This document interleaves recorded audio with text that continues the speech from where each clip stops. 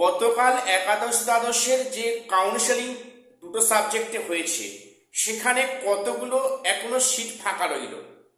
দেখো, আমি যেটা তোমাদের বারবার বলছি, এবারে কিন্তু একাদশ দ্বাদশে ওয়েটিং থেকে প্রচুর সংখ্যক ক্যান্ডিডেট চাকরি পাবে।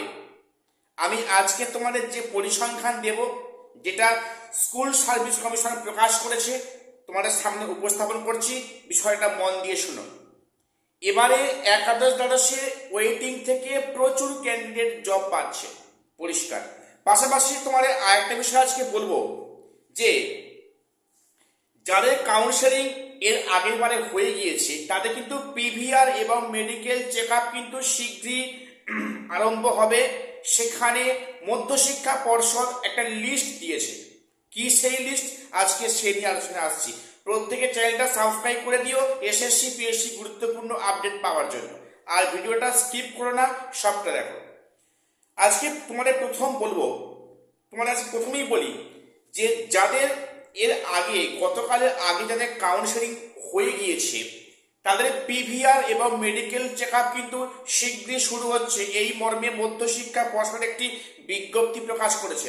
সেখানে প্রায় 23 জন পুলিশ সুপার এবং 6 জন পুলিশ কমিশনারকে এই মর্মে একটা চিঠি দেওয়া হয়েছে মধ্যশিক্ষা পর্ষদ থেকে, যে পিভিআর বিষয়টা যেন খুবই তাড়াতাড়ি শেষ করা হয়, যাতে করে এই ভোট প্রক্রিয়ার মধ্যে তারা যেন স্কুলে জয়েনিংটা করতে পারে।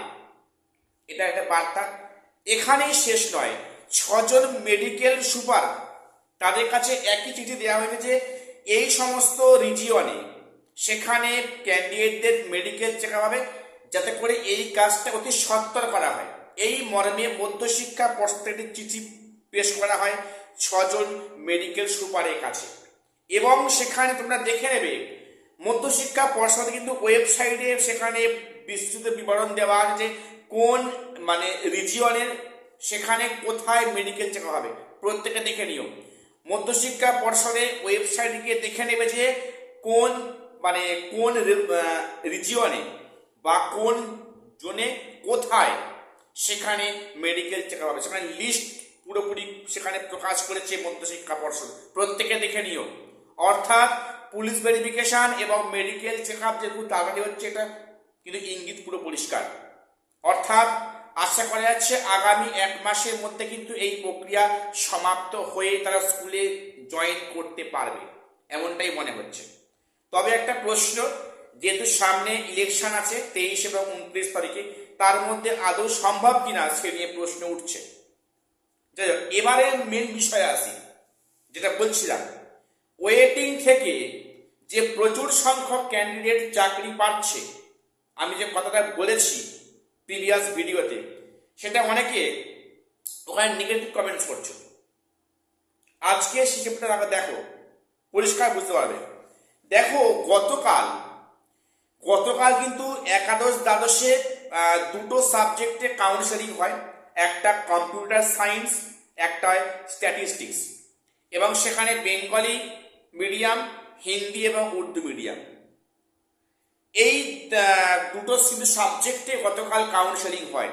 সেখানে অবাক হবে, আমি অনলি ফর বলছি বেঙ্গলি মিডিয়ামের ক্ষেত্রে, সেখানে কি হারে ভ্যাকান্সি ফাঁকা আছে। সেখানে ওয়েটিং থেকে চাকরি পাচ্ছে অনেকেই।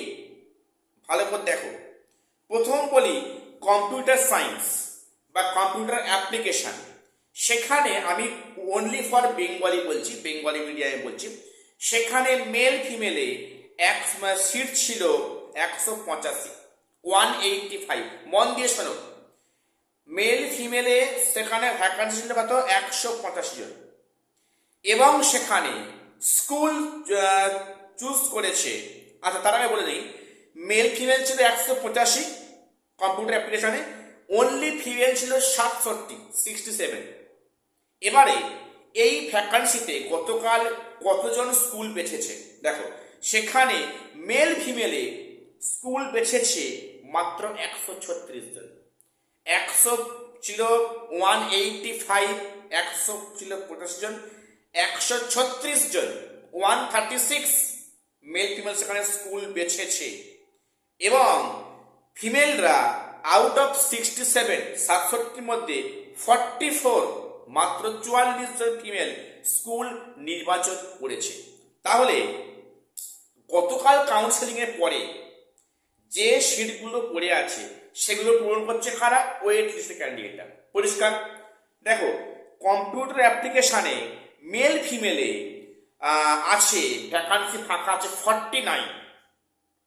ভেবে দেখো, 49 মেল ফিমেল কোন subject? Computer application. Male female 49 এখনো ক্যান্ডিডেট, এখনো ভ্যাকান্সি বাকি আছে। এটা কিন্তু ওয়েট লিস্ট থেকে পূরণ করবে এবং সেক্ষেত্রে female only for female vacancy খালি আছে মাত্র 23 জন। দেখো সেখানে 23টা অনলি ফিমেল এবং 49টা মেল ফিমেল। এটা কম্পিউটার অ্যাপ্লিকেশনে বেঙ্গলি মিডিয়াম। এই ভ্যাকান্সি কিন্তু পূরণ করবে ওয়েট লিস্টেডরা। পরিষ্কার, এখানেই শেষ নয়। স্ট্যাটিস্টিক্স সাবজেক্টে সেখানে ভ্যাকান্সি অনেকটা এমনিতে কম ছিল, সেখানে মেল ফিমেলের ভ্যাকান্সি ছিল মাত্র 18।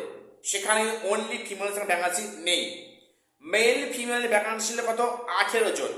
দেখো 18 জনের মধ্যে সেখানে 14 মানে 14 জন সেখানে স্কুল বেছেছে, কাউন্সেলিং এ গিয়েছে এবং এখনো 4টে ভ্যাকান্সি ফাঁকা আছে স্ট্যাটিস্টিক্সে, শুধুমাত্র বেঙ্গলি ভার্সনে বা বেঙ্গলি মিডিয়ামে।